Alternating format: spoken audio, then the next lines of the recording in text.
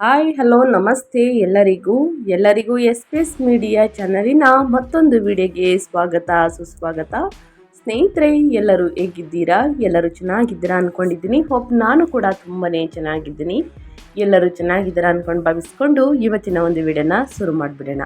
ಇವತ್ತಿನ ಒಂದು ವಿಡಿಯೋದಲ್ಲಿ ಕುಂಭರಾಶಿಯವರಿಗೆ ಫೆಬ್ರವರಿ 2026 ಮಾಸಿಕ ಭವಿಷ್ಯ, ಫೆಬ್ರವರಿ 25ರಿಂದ ಗುರುಬಲದಿಂದ ಏನೆಲ್ಲ ಅದೃಷ್ಟದ ಫಲಗಳನ್ನು ಗಳಿಸಲಿದ್ದೀರಿ, ಯಾವುದರ ಬಗ್ಗೆ ಎಚ್ಚರಿಕೆ ವಹಿಸಬೇಕು ಅನ್ನೋದನ್ನ ಕಂಪ್ಲೀಟಾಗಿ ತಿಳಿಸ್ಕೊಡ್ತಾ ಹೋಗ್ತೀನಿ. ಇದನ್ನೆಲ್ಲ ತಿಳ್ಕೋಬೇಕು, ಸಣ್ಣ ಪುಟ್ಟ ಪರಿಹಾರಗಳನ್ನೆಲ್ಲ ಫಾಲೋಅಪ್ ಮಾಡಬೇಕು ಅಂದರೆ ಎಲ್ಲೂ ಕೂಡ ವಿಡಿಯೋನ ಸ್ಕಿಪ್ ಮಾಡಬಾರ್ದು.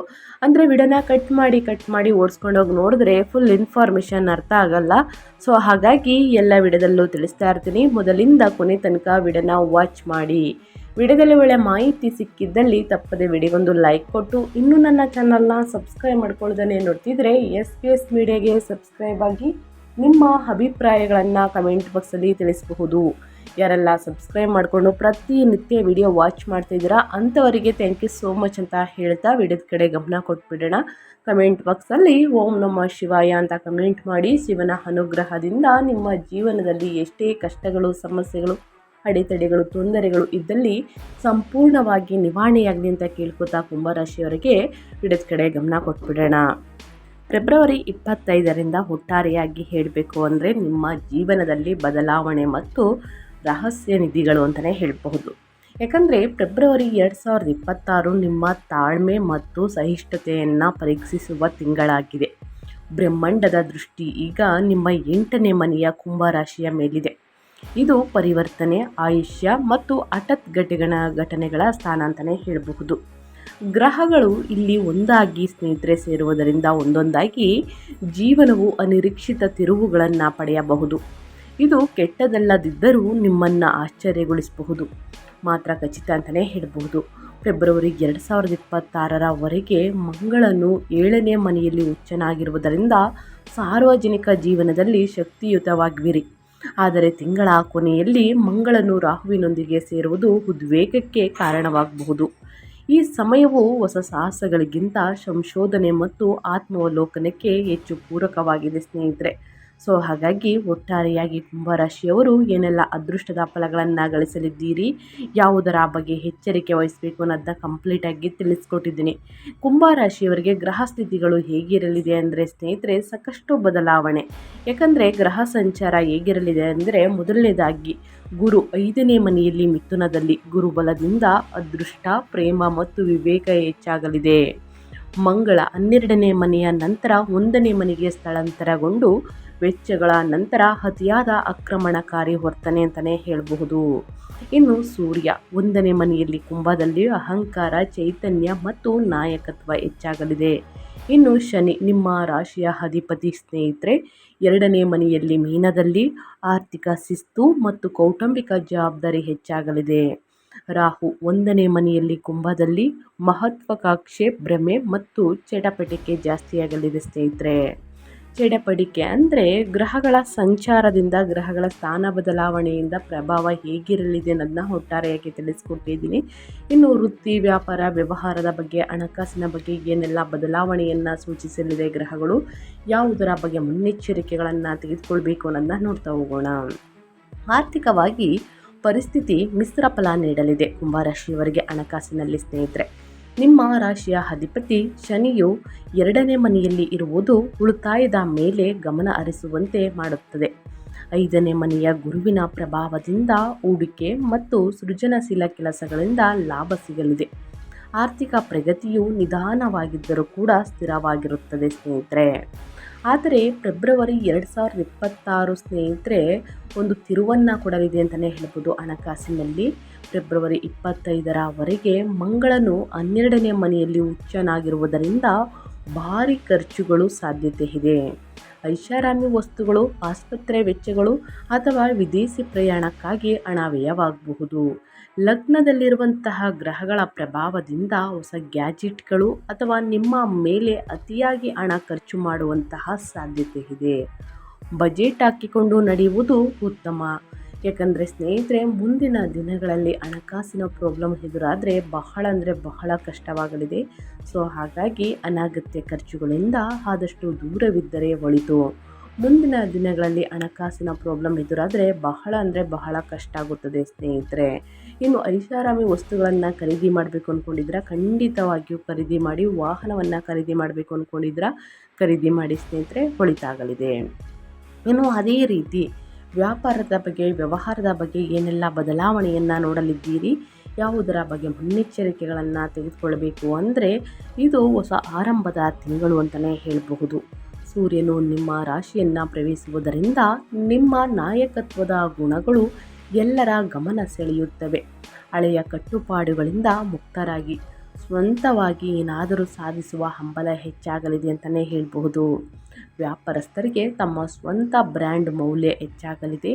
ನಿಮ್ಮ ವರ್ಚಸ್ಸಿನಿಂದ ಜನರು ನಿಮ್ಮತ್ತ ಆಕರ್ಷಿತರಾಗುವರು ಸ್ನೇಹಿತರೆ. ಆದರೆ ಅತಿ ಭರವಸೆ ಬಗ್ಗೆ ಎಚ್ಚರವಿರಲಿ. 1ನೇ ಮನೆಯಲ್ಲಿರುವ ರಾಹುವು ನಿಮ್ಮ ಸಾಮರ್ಥ್ಯವನ್ನು ಅತಿಯಾಗಿ ಅಂದಾಜು ಮಾಡುವಂತೆ ಮಾಡಲಿದೆ. ಅದೇ ರೀತಿ ಮಾಡಲಾದ ಕೆಲಸಗಳನ್ನು ಒಪ್ಪಿಕೊಳ್ಳುವಂತೆ ಪ್ರೇರೇಪಿಸಬಹುದು. 2026 ಫೆಬ್ರವರಿ 25ರ ನಂತರ ಮಂಗಳ ಮತ್ತು ರಾಹು ಸೇರಿದಾಗ ಮೇಲಧಿಕಾರಿಗಳ ವಿರುದ್ಧ ಬಂಡಾಯವೇಳುವಂತೆ ಭಾವನೆ ಬರಬಹುದು. ಅವರ ವಿರುದ್ಧ ಸ್ನೇಹಿತರೆ ನಿಮಗೆ ಅತಿಯಾದ ಕೋಪ ಬರಬಹುದು. ಅತಿಯಾದ ಕೋಪದಿಂದ ಸ್ನೇಹಿತರೆ ಮನಸ್ಸು ಒಂಥರ ಅನಿಸ್ಬೋದು. ಅಂತಂದರೆ ಇವರ ಜೊತೆ ನಾನು ಮಾತಾಡಬಾರ್ದು, ಮನಸ್ತಾಪಗಳು ಒಂದೊಂದಾಗಿ ಶುರುವಾಗಬಹುದು ಸ್ನೇಹಿತರೆ. ಸೊ ಹಾಗಾಗಿ ಶಕ್ತಿಯನ್ನು ಹೊಸ ಆವಿಷ್ಕಾರಗಳಿಗೆ ಬಳಸಿ, ವಾದ ವಿವಾದಗಳಿಗೆ ಬಳಸಬೇಡಿ. ಸೊ ಹಾಗಾಗಿ ಅತಿಯಾದ ಕೋಪ ಒಳಿತಲ್ಲ. ಸಣ್ಣ ಪುಟ್ಟ ಮನಸ್ತಾಪಗಳು ಬಂದಿದ್ದಲ್ಲಿ ಆದಷ್ಟು ಅಲ್ಲೇ ಬಗೆಹರಿಸಿಕೊಳ್ಳುವುದು ಉತ್ತಮ. ಇನ್ನು ವ್ಯವಹಾರದಲ್ಲಿ ಅಭಿವೃದ್ಧಿಯನ್ನು ನೋಡಲಿದ್ದೀರಿ. ವ್ಯಾಪಾರದಲ್ಲಿ ಹೂಡಿಕೆಯನ್ನು ಮಾಡಬೇಕು, ವ್ಯವಹಾರದಲ್ಲಿ ಹೂಡಿಕೆಯನ್ನು ಮಾಡಬೇಕು ಅಂದರೆ ಸ್ನೇಹಿತರೆ ಎಚ್ಚರವಾಗಿ ಹೂಡಿಕೆಯನ್ನು ಮಾಡಿ. ನಿಮ್ಮ ಶತ್ರುಗಳು ಅಕ್ಕಪಕ್ಕನೇ ಇದ್ದಾರೆ ಅನ್ನೋದನ್ನ ಗಮನದಲ್ಲಿಟ್ಕೊಳ್ಳಿ. ಯಾರನ್ನೂ ಕೂಡ ಕುರುಡರಾಗಿ ನಂಬೇಡಿ ಈ ಸಮಯದಲ್ಲಿ.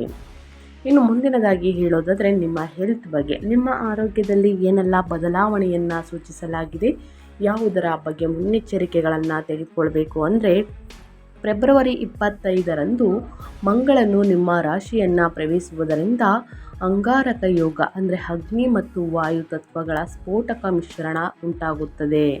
ಇದು ಸುಟ್ಟ ಗಾಯ, ಕಡಿತ ಅಥವಾ ತಲೆಗೆ ಗಾಯವಾಗುವಂತಹ ಅಪಾಯವನ್ನು ಹೆಚ್ಚಿಸುತ್ತದೆ. ವಾಹನ ಚಾಲನೆ ಮಾಡುವಾಗ ಮತ್ತು ಸಾಹಸ ಕ್ರಿಯೆಗಳಲ್ಲಿ ತೊಡಗುವಾಗ ತುಂಬ ಎಚ್ಚರವಿರಲಿ. ಚೂಪಾದ ವಸ್ತುಗಳನ್ನು ಇಟ್ಕೊಂಡು ಕೆಲಸವನ್ನು ಮಾಡಬೇಕಾದ್ರೆ, ಎಲೆಕ್ಟ್ರಿಕ್ ಸಂಬಂಧಪಟ್ಟಂತಹ ಕೆಲಸವಾಗಲಿ ಸ್ನೇಹಿತರೆ, ಇನ್ನು ಕಬ್ಬಿಣದಲ್ಲಿ ಏನಾದರೂ ಕೆಲಸವನ್ನು ಮಾಡಬೇಕಾದ್ರೆ, ಇನ್ನು ಮನೆಯಲ್ಲಿ ಅಡಿಗೆಯಲ್ಲಿ ಚಾಕುಗಳನ್ನು ಯೂಸ್ ಮಾಡಬೇಕಾದ್ರೆ ಬಹಳಷ್ಟು ಎಚ್ಚರಿಕೆ ವಹಿಸಿ. ಮಾನಸಿಕ ಸಮತೋಲನಕ್ಕಾಗಿ ಪ್ರತಿದಿನ ಧ್ಯಾನ ಮತ್ತು ಯೋಗವನ್ನು ಮಾಡಿ ಸರಿಯಾಗಿ ವಿಶ್ರಾಂತಿಯನ್ನು ತೆಗೆದುಕೊಳ್ಳಿ. ಅತಿಯಾದ ಒತ್ತಡ ಬೇಡ, ನಿದ್ರೆ ಮಾಡುವುದು ಅನಿವಾರ್ಯವಾಗಿರುತ್ತದೆ ಸ್ನೇಹಿತರೆ. ಆರೋಗ್ಯದ ವಿಷಯದಲ್ಲಿ ಇದು ಅತ್ಯಂತ ಸೂಕ್ಷ್ಮ ತಿಂಗಳು. ಲಗ್ನವು ತಲೆಯನ್ನು ಸೂಚಿಸುವುದರಿಂದ ಅತಿಯಾದ ಮಾನಸಿಕ ಒತ್ತಡ, ಮೈಗ್ರೇನ್, ರಕ್ತದೊತ್ತಡ ಮತ್ತು ಆತಂಕ ಕಾಡಬಹುದು. ನೀವು ದೈಹಿಕವಾಗಿ ಯಾವಾಗಲೂ ಚಟುವಟಿಕೆಯಿಂದ ಇರುತ್ತೀರಿ, ಆದರೆ ವಿಶ್ರಾಂತಿಯ ಕೊರತೆ ನಿಮ್ಮನ್ನು ಕಾಡಬಹುದು. ಪ್ರತಿದಿನ ವಿಶ್ರಾಂತಿಯನ್ನು ತೆಗೆದುಕೊಳ್ಳಿ ಸ್ನೇಹಿತರೆ. ಒತ್ತಡವನ್ನು ಕಡಿಮೆ ಮಾಡಿ, ಪ್ರತಿದಿನ ಯೋಗ ಧ್ಯಾನವನ್ನು ಮಾಡಿ, ಮೆಡಿಟೇಷನನ್ನು ಮಾಡಿ. ಇದರಿಂದ ನಿಮ್ಮ ಮನಸ್ಸು ಸ್ವಲ್ಪ ಶಾಂತವಾಗಿರುತ್ತದೆ. ಇನ್ನು ಚೂಪಾದ ವಸ್ತುಗಳನ್ನು ಇಟ್ಕೊಂಡು ಕೆಲಸವನ್ನು ಮಾಡಬೇಕಾದ್ರೆ ಬಹಳಷ್ಟು ಎಚ್ಚರಿಕೆ ವಹಿಸಿ. ಕರೆಂಟ್ಗೆ ಸಂಬಂಧಪಟ್ಟಂತಹ ಕೆಲಸವನ್ನು ಮಾಡಬೇಕಾದ್ರೂ ಕೂಡ ಗಮನವಿರಲಿ ಅಂತ ಹೇಳ್ತಾ, ಇನ್ನು ಅದೇ ರೀತಿ ಸ್ನೇಹಿತರೆ ಕುಟುಂಬ ಮತ್ತು ನಿಮ್ಮ ವೈಯಕ್ತಿಕ ಜೀವನ, ಪ್ರೇಮ ಜೀವನದಲ್ಲಿ ನಿಮ್ಮ ಫ್ಯಾಮಿಲಿ ಬಗ್ಗೆ ಹೇಳೋದಾದರೆ ಏನೆಲ್ಲ ಬದಲಾವಣೆಯನ್ನು ಸೂಚಿಸಲಾಗಿದೆ, ಗ್ರಹಗಳು ಯಾವುದರ ಬಗ್ಗೆ ಮುನ್ನೆಚ್ಚರಿಕೆಗಳನ್ನು ತೆಗೆದುಕೊಳ್ಬೇಕು, ಏನೆಲ್ಲ ಅದೃಷ್ಟದ ಫಲಗಳನ್ನು ನೋಡಲಿದ್ದೀರಿ ಅನ್ನೋದನ್ನ ನೋಡ್ತಾ ಹೋಗೋಣ. ಫ್ಯಾಮಿಲಿ ಬಗ್ಗೆ ಹೇಳೋದಾದರೆ ಕುಂಭರಾಶಿಯವರಿಗೆ ನಿಮ್ಮ ರಾಶಿಯಲ್ಲಿರುವಂತಹ ಅತಿಯಾದ ಗ್ರಹಗಳ ಸಂಚಾರವು ನಿಮ್ಮನ್ನು ಸ್ವಾರ್ಥಿಯನ್ನಾಗಿ ಮಾಡಬಹುದು. ಸದಾ ನಾನು ನನ್ನದು ಎಂಬ ಆಲೋಚನೆಯಲ್ಲಿ ಇರಬಹುದು. ಸಂಗಾತಿಯು ತಾವು ಕಡೆಗಣಿಸುತ್ತಿದ್ದೀರಿ ಎಂದು ಭಾವಿಸಿಕೊಳ್ಳಬಹುದು ಸ್ನೇಹಿತರೆ. ಸೂರ್ಯನು ನಿಮ್ಮ ರಾಶಿಯಲ್ಲಿ ಇರುವುದರಿಂದ ಅಹಂಕಾರದ ಸಂಘರ್ಷಗಳು ಉಂಟಾಗಬಹುದು. ನಿಮ್ಮ ಬದಲಾವಣೆಯ ಹಾದಿಯಲ್ಲಿ ಸಂಗಾತಿಗೂ ಸಮಾನ ಅವಕಾಶ ಮತ್ತು ಗೌರವ ನೀಡಿ. ನಿಮ್ಮಿಬ್ಬರ ಹೊಂದಾಣಿಕೆ ಬಹಳ ಮುಖ್ಯವಾಗಿರುತ್ತದೆ ಸ್ನೇಹಿತರೆ. ಇನ್ನು ಮಕ್ಕಳ ವಿಷಯಕ್ಕೆ ಬಂದರೆ, ಮಕ್ಕಳ ವಿಷಯದಲ್ಲಿ ಅತಿಯಾಗಿ ಜವಾಬ್ದಾರಿಯನ್ನು ತೆಗೆದುಕೊಂಡಿದ್ದೀರಿ, ಒಳಿತಾಗಲಿದೆ. ನಿಮ್ಮ ಮಕ್ಕಳ ಭವಿಷ್ಯ ಕೂಡ ಉತ್ತಮವಾಗಿರಲಿದೆ ಸ್ನೇಹಿತರೆ. 5ನೇ ಮನೆಯಲ್ಲಿರುವಂತಹ ಗುರುವು ಪ್ರೇಮ ಸಂಬಂಧಗಳಿಗೆ ವರದಾನವಾಗಿದ್ದಾನೆ. ಅವಿವಾಹಿತರಿಗೆ ಹೊಸ ಸಂಬಂಧಗಳು ಏರ್ಪಡುವಂತಹ ಸಾಧ್ಯತೆ ಇದೆ ಮತ್ತು ನಿಮ್ಮ ಆಕರ್ಷಣೆ ಕೂಡ ಹೆಚ್ಚಾಗಲಿದೆ. ವಿವಾಹಿತರಿಗೆ 1ನೇ ಮನೆಯಲ್ಲಿನ ಗುರುವಿನ ದೃಷ್ಟಿಯು ಸಣ್ಣ ಪುಟ್ಟ ಕಲಹಗಳನ್ನು ಬಗೆಹರಿಸಲು ಸಹಾಯವನ್ನು ಮಾಡಲಿದೆ ಅಂತಲೇ ಹೇಳಬಹುದು. ಕುಂಭರಾಶಿಯವರು ಏನೆಲ್ಲ ಬದಲಾವಣೆಯನ್ನು ಫ್ಯಾಮಿಲಿಯಲ್ಲಿ ನೋಡಲಿದ್ದೀರಿ, ಯಾವುದರ ಬಗ್ಗೆ ಎಚ್ಚರಿಕೆ ವಹಿಸಬೇಕು ಅನ್ನೋದನ್ನ ತಿಳಿಸ್ಕೊಟ್ಟಿದ್ದೀನಿ. ಇನ್ನು ಸಣ್ಣ ಪುಟ್ಟ ಮನಸ್ತಾಪಗಳು ನಿಮ್ಮ ಸಂಗಾತಿಯ ಜೊತೆಗೆ ಬಂದರೆ ಸ್ನೇಹಿತರೆ, ಆದಷ್ಟು ಕೂತು ಮಾತನಾಡಿ ಬಗೆಹರಿಸ್ಕೊಳ್ಳಿ. ಮನೆಯಲ್ಲಿ ಒಂದು ಶುಭ ಕಾರ್ಯ ನಡೆಯಲಿದೆ, ಒಳಿತಾಗಲಿ. ಇನ್ನು ಕಂಕಣ ಬಗ್ಗೆ ಕೂಡ ಇದೆ. ಸಾಕಷ್ಟು ಕಮೆಂಟ್ಸ್ನ ಮಾಡ್ತಾ ಇರ್ತೀರ, ಸಂತಾನ ಬಗ್ಗೆ ಇದೆಯಾ ಅಂತ. ಹೌದು, ಹೊಸದಾಗಿ ಮದುವೆ ಆಗಿರೋರ್ಗೂ ನವಜೋಡಿಗಳಿಗೂ ಕೂಡ ಸ್ನೇಹಿತರೆ ಸಂತಾನ ಬಗ್ಗೆ ಇದೆ. ತುಂಬ ವರ್ಷಗಳಿಂದ ಮಕ್ಕಳಾಗಿಲ್ಲ ಅಂತ ಕಾಯ್ತಿರೋರ್ಗೂ ಕೂಡ ಸಂತಾನ ಭಾಗ್ಯ ಇದೆ, ಕಂಕಣ ಭಾಗ್ಯ ಕೂಡ ಇದೆ ಅಂತಲೇ ಹೇಳ್ಬೋದು. ಕುಂಭರಾಶಿಯವರಿಗೆ ಎಲ್ಲರಿಗೂ ಕೂಡ ಒಳಿತಾಗಲಿ ಅಂತ ಹೇಳ್ತಾ, ಇನ್ನು ಶಿಕ್ಷಣದ ಬಗ್ಗೆ ಹೇಳೋದಾದರೆ, ವಿದ್ಯಾರ್ಥಿಗಳು ಏನೆಲ್ಲ ಫಲಿತಾಂಶವನ್ನು ಗಳಿಸಲಿದ್ದೀರಿ, ತಿಂಗಳು ಯಾವುದರ ಬಗ್ಗೆ ಮುನ್ನೆಚ್ಚರಿಕೆಗಳನ್ನು ತೆಗೆದುಕೊಳ್ಬೇಕು ಅನ್ನೋದನ್ನ ನೋಡ್ತಾ ಹೋಗೋಣ. ಸ್ನೇಹಿತರೆ, ಲಗ್ನದ ಗೊಂದಲವು ನಿಮಗೆ ಏಕಾಗ್ರತೆಗೆ ಭಂಗ ತರಬಹುದು. ವಿದ್ಯಾರ್ಥಿಗಳಿಗೆ ಎಲ್ಲವನ್ನು ಒಂದೇ ಬಾರಿಗೆ ಕಲಿಯಬೇಕು ಎಂಬ ಹಂಬಲದಿಂದ ಏನನ್ನೂ ಸರಿಯಾಗಿ ಕಲಿಯದೇ ಪರಿಸ್ಥಿತಿ ಬರಬಹುದು. ಹಾಗಾಗಿ ಚಡಪಟಿಕೆ ಬಿಟ್ಟು ಒಂದೊಂದೇ ವಿಷಯದ ಮೇಲೆ ಗಮನ ಹರಿಸಿ ನಿಧಾನವಾಗಿ ಕೂತು ಅಧ್ಯಯನವನ್ನು ಮಾಡಿ ಗೊಂದಲವನ್ನು ಮಾಡ್ಕೊಳ್ಳೋಕ್ಕೆ ಹೋಗಬೇಡಿ. ಸ್ಪರ್ಧಾತ್ಮಕ ಪರೀಕ್ಷೆಯನ್ನು ಬರೆಯುವವರು ಅತಿಯಾದ ಆತ್ಮವಿಶ್ವಾಸದಿಂದ ತಪ್ಪು ಮಾಡುವ ಸಾಧ್ಯತೆ ಇದೆ. ಉತ್ತರಗಳನ್ನು 2-3 ಬಾರಿ ಪರಿಶೀಲಿಸಿ ನಂತರ ಬರೆಯುವುದು ಬಹಳ ಮುಖ್ಯ ಸ್ನೇಹಿತರೆ. ವಿದ್ಯಾರ್ಥಿಗಳಿಗೆ 5ನೇ ಮನೆಯ ಗುರುವು ಸಂಪೂರ್ಣ ಬೆಂಬಲವನ್ನು ನೀಡಲಿದ್ದಾರೆ. ಇದು ಆಳವಾದ ಕಲಿಕೆ, ಸೃಜನಶೀಲತೆ ಮತ್ತು ವಿವೇಕವನ್ನು ಹೆಚ್ಚಿಸುತ್ತದೆ. ಕಲೆ, ಸಾಹಿತ್ಯ ಅಥವಾ ತತ್ವಶಾಸ್ತ್ರದ ವಿದ್ಯಾರ್ಥಿಗಳು ತಮ್ಮ ಶ್ರೇಷ್ಠ ಮಟ್ಟದ ಸಾಧನೆಯನ್ನು ಮಾಡುವವರು. ಹಾಗಾಗಿ ಸ್ನೇಹಿತರೆ, ಅಧ್ಯಯನವನ್ನು ಮಾಡಬೇಕಾದ್ರೆ ಗೊಂದಲ, ಏಕಾಗ್ರತೆ ಭಂಗ ತರಬಹುದು. ಹಾಗಾಗಿ ಪ್ರತಿದಿನ ಹನುಮಾನ್ ಚಾಲಿಸವನ್ನು ಓದಿ ಏಕಾಗ್ರತೆ ಹೆಚ್ಚಾಗಲಿದೆ. ಇನ್ನು ಅದೇ ರೀತಿ ಸ್ನೇಹಿತರೆ, ಒಂದು ವೇಳಾಪಟ್ಟಿಯನ್ನು ರಚಿಸಿ ಒಂದೊಂದೇ ವಿಷಯವನ್ನು ಕಲಿತಾ ಬನ್ನಿ. ಗಮನ ಹರಿಸಿ ಸ್ನೇಹಿತರೆ, ಖಂಡಿತವಾಗಿಯೂ ಉನ್ನತ ಫಲಿತಾಂಶವನ್ನು ಗಳಿಸಲಿದ್ದೀರಿ. ಆಸಕ್ತಿ ಮತ್ತು ಏಕಾಗ್ರತೆ ಹೆಚ್ಚಾಗುವುದಕ್ಕೆ ಹನುಮಾನ್ ಚಾಲಿಸವನ್ನು ಪಠಿಸುವುದು ಬಹಳ ಅಂದರೆ ಬಹಳ ಮುಖ್ಯ. ಸ್ನೇಹಿತರೆ, ಈ ತಿಂಗಳಲ್ಲಿ ಅನುಸರಿಸಬೇಕಾದ ಪರಿಹಾರದ ಕ್ರಮಗಳನ್ನು ತಿಳಿಸ್ಕೊಡ್ತೀನಿ. ಕುಂಭರಾಶಿಯವರಿಗೆ ದಯವಿಟ್ಟು ಸಣ್ಣ ಪುಟ್ಟ ಪರಿಹಾರವಾಗಿರುತ್ತದೆ, ಪ್ರತಿಯೊಬ್ಬರು ಕೂಡ ಮಾಡಬಹುದು. ಈ ಸಣ್ಣ ಪುಟ್ಟ ಪರಿಹಾರದಿಂದ ದೊಡ್ಡ ಸಮಸ್ಯೆಗಳು ಕೂಡ ನಿವಾರಣೆಯಾಗಲಿದೆ. ಗ್ರಹಗಳ ಸಂಗಮದ ತೀವ್ರತೆಯನ್ನು ನಿಯಂತ್ರಿಸಿ ಮಂಗಳ ರಾಹು ಸಂಯೋಗದ ನಕಾರಾತ್ಮಕ ಪ್ರಭಾವವನ್ನು ತಗ್ಗಿಸಲು ಕುಂಭರಾಶಿಯವರು ನಾನು ಹೇಳುವಂತಹ ಜ್ಯೋತಿಷ್ಯ ಪರಿಹಾರಗಳನ್ನು ಮಾಡಬೇಕಾಗುತ್ತದೆ. ಮೊದಲನೇದಾಗಿ ಶನಿ ಚಾಲಿಸ. ಶನಿಯು ನಿಮ್ಮ ರಾಶಿಯ ಅಧಿಪತಿಯಾಗಿರುವುದರಿಂದ ಪ್ರತಿ ಶನಿವಾರ ಶನಿ ಚಾಲಿಸ ಪಠಿಸಿ. ಇದು ನಿಮ್ಮನ್ನು ಶಿಸ್ತಿನ ಹಾದಿಯಲ್ಲಿಡಲು ಮತ್ತು ಮಾನಸಿಕ ಶಾಂತಿ ನೀಡಲು ಸಹಾಯವನ್ನು ಮಾಡುತ್ತದೆ. ಇನ್ನು ಧ್ಯಾನ.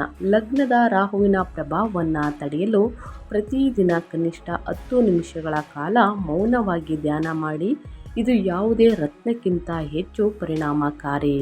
ಇನ್ನು ಶಿರೋರಕ್ಷಣೆ. ಲಗ್ನವು ತಲೆಯನ್ನು ಸೂಚಿಸುವುದರಿಂದ ದ್ವಿಚಕ್ರ ಚಾಲನೆ ಮಾಡುವಾಗ ಹೆಲ್ಮೆಟ್ ಧರಿಸುವುದು ಮರೆಯಬೇಡಿ.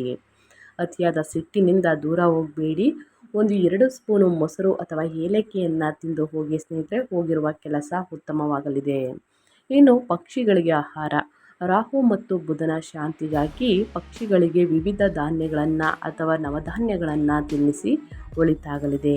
ಈ ಸಣ್ಣ ಪುಟ್ಟ ಪರಿಹಾರಗಳನ್ನು ಪ್ರತಿಯೊಬ್ಬರು ಮಾಡ್ಬೋದು ಸ್ನೇಹಿತರೆ. ತಪ್ಪದೆ ಈ ಸಣ್ಣ ಪುಟ್ಟ ಪರಿಹಾರವನ್ನು ಮಾಡಿ ಅಂತ ಹೇಳ್ತಾ ನಾನು ವಿಡಿಯೋನ ಎಂಡ್ ಮಾಡ್ತಾ ಇದ್ದೀನಿ. ದಯವಿಟ್ಟು ಇವತ್ತಿನ ಒಂದು ವಿಡಿಯೋದಲ್ಲಿ ಕುಂಭರಾಶಿಯವರಿಗೆ ಒಳ್ಳೆಯ ಮಾಹಿತಿ ಸಿಕ್ಕಿದ್ದಲ್ಲಿ, ಈ ವಿಡಿಯೋ ಯೂಸ್ಫುಲ್ ಅನಿಸಿದ್ದಲ್ಲಿ ವಿಡಿಯೋಗೆ ಇನ್ನೂ ಲೈಕ್ ಮಾಡ್ದೇ ನೋಡ್ತಿದ್ರೆ ದಯವಿಟ್ಟು ಲೈಕ್ ಮಾಡಿ.